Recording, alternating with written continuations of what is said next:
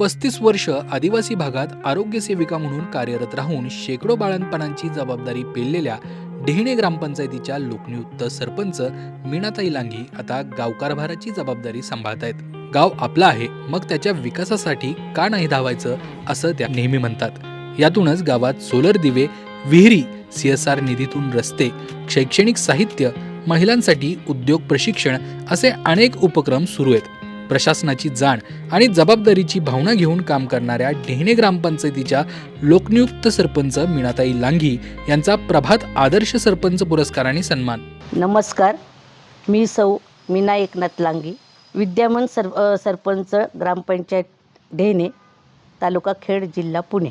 राजकारणामध्ये येण्या अगोदर मी डेहणे या गावी एनए म्हणून आरोग्यसेविका म्हणून कार्यरत होते. माझी त्या गावामध्ये 35 वर्ष सर्व्हिस झालेली आहे. पहिल्यापासूनच मला सामाजिक कार्याची आवड होती. सर्व्हिसच्या काळात मी अनेक डोंगर भागात राहून अनेक डिलिव्हऱ्या करणे, आरोग्यसेवा सत्र करून लोकांना सेवा पुरवणे या अशा गोष्टी केलेल्या आहेत.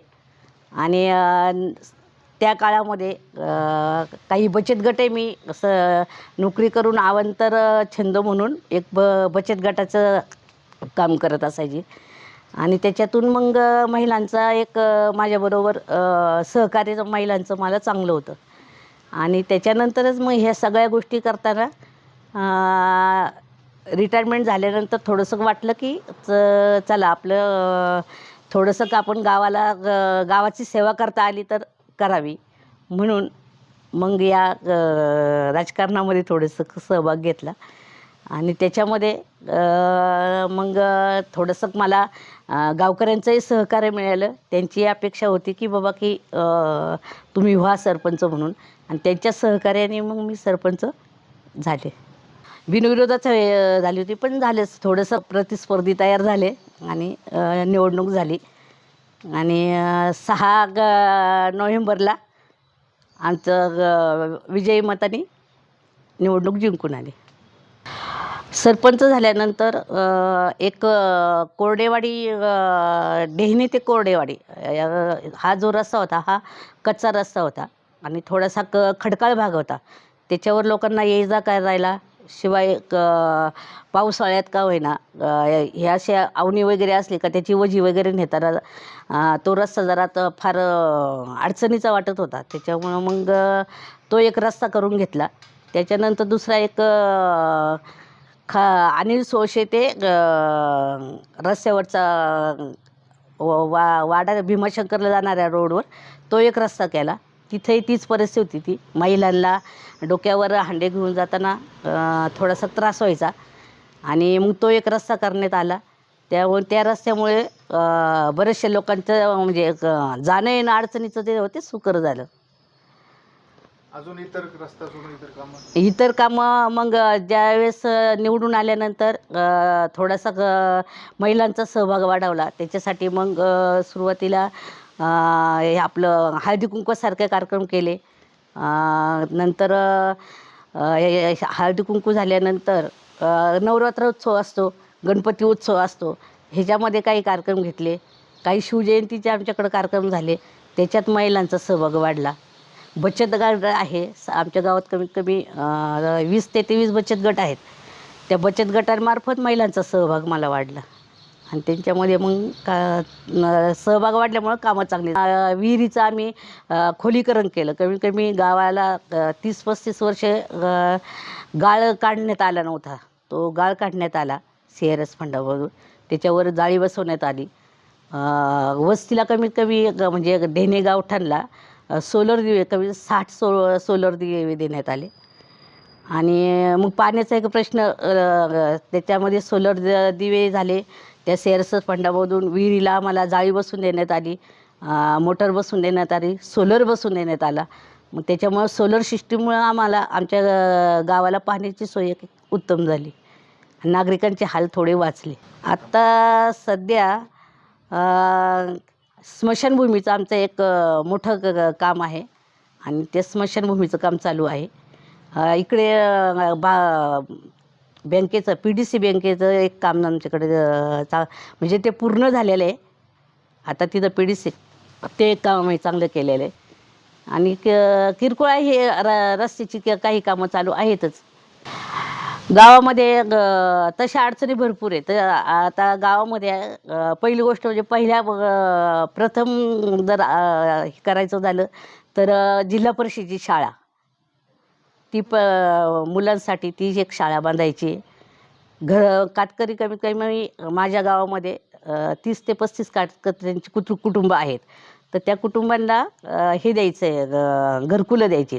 त्याच्यासाठी एक सगळी कातकऱ्यांची कुटुंब एकत्र आणून जागा पाहून त्यांना एक त्यांची वसाहत तयार करायची. त्याच्यासाठी मग त्यांना अंगणवाडीची सोय म्हणा, समाज मंदिर म्हणा, ह्या लाईट, परत पाणी, ह्या सगळ्या सोयी त्यांना द्यायचा विचार आहे आणि ते काम करायचं आहे. ग्रामपंचायतची आमची सरपंच धरून आम्ही 8 लोक आहेत. ग्रामविकास अधिकारी म्हणजे असे आम्ही 9 माणसं तिथं कार्यरत आहे. आणि सदस्य लोकांचं उपसरपंच झाले, सदस्य झाले, यांचं एक उत्तम प्रकारे सहकार्य मिळते. तसेच आमच्या गावामध्ये जलजीवन अंतर्गत एक 1,32,00,000 काम चालू आहे. आणि त्याच्यामुळे मग वाड्या वस्त्या आणि शिवाय गाव ह्यासाठी लोकांना त्या पाण्याची सुविधा पुरवली जाणार आहे. आणि लोकांचे जे उन्हाळ्यात जे हाल होत होते ते हाल जरा कमी पडणार आहेत. आणि हे काम आम्हाला आमचे माजी आमदार दिलीपराव मोहिते ह्यांच्या सहकार्यातून काम झालेलं आहे. तसेच आता आमची नवीन कामं जी चालू आहेत त्या कामांसाठी नवीन आमदार आमचे बाबाजी शेठ काळे, शिवाय रस्त्याला आणि एक काळूबाईचं मंदिर आहे आमच्याकडं. त्या काळूबाईच्या मंदिराला बांधकामाला माननीय श्री भगवान शेठ पोखरकर यांनी फार मोठं मोलाचं सहकार्य केलेलं आहे. आणि ह्या सगळ्याच लोकांकडून आम्हाला सहकार्य मिळतं. आणि ही जी कामं मी करते त्याच्यामध्ये माझे धाकटे दीर श्री दत्तात्रय लांघे, आता सहआयुक्त सांगली, हे जे आहेत त्यांच्या सहकार्यामुळे जे काही मी आता काम करते ते त्यांच्या सहकार्यामुळे होते. आणि आजी माझी दोन्ही आमदार आहेतच, माझे ग्रामपंचायत आहेत, हे भगवान पोखरकर आहेत हे. आणि आणि घरचा सपोर्ट म्हणून माझे मिस्टर श्री एकनाथ लांघे केंद्रप्रमुख यांचं मोलाचं सहकार्य मला मिळते. त्यांच्या माध्यमातून मी ही कामं गावासाठी विकासाची कामं मी करायचं नियोजन करते. आणि त्याच्यात मला एवढे सगळ्यांचं सहकार्य मिळते.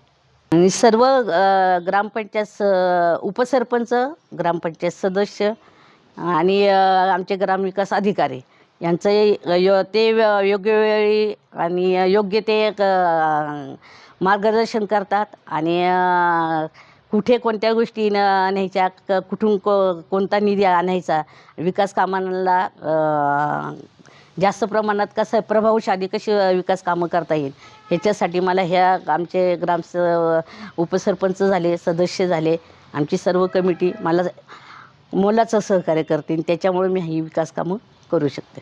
आणि ह्याच्याबरोबर आणि ह्या सगळ्या गोष्टीमध्ये सर्वात जास्त पाठिंबा कुणाचा असेल तो माझ्या ग्रामस्थांचा. मग ग्रामस्थांमध्ये माझे सगळे तरुण वर्ग येतो आहे, वयस्कर मंडळी आहेत, बचत गटाचं त्याच्यात मला फार मोलाचं सहकार्य मिळतं, महिलांचं सहकार्य मिळतं. महिलांच्या काही अडचणी असल्या तर त्या वेळोवेळी सांगतात. त्याच्यामुळं मग त्या महिलांच्या अडचणी पण मला सोडवता येतात. महिलांसाठी पण आम्ही शेवायचं मशीन झालं, तिखटाची मिरची कांडपचं मशीन झालं, परत डाळी भरडायचं ते एक फार मोठं का म्हणजे एक CSR फंडामधूनच आम्ही त्यांना महिलांना बचत गटाच्या महिला ज्या आहेत त्यांना मी ते सगळ्या गोष्टी पुरवलेल्या आहेत. आणि त्यांना काहीतरी व्यवसाय आरीवरचं एक ट्रेनिंग घेतलं होतं, त्याच्यातूनही शिलाई मशीन वगैरे देऊन त्या महिलांना बरंचसं म्हणजे स्वतःचा रोजीरोटी करण्यासाठी काम करून ते त्यांच्या घरकामामध्ये हातभार लावू शकतात. तर ते कामं केलेले.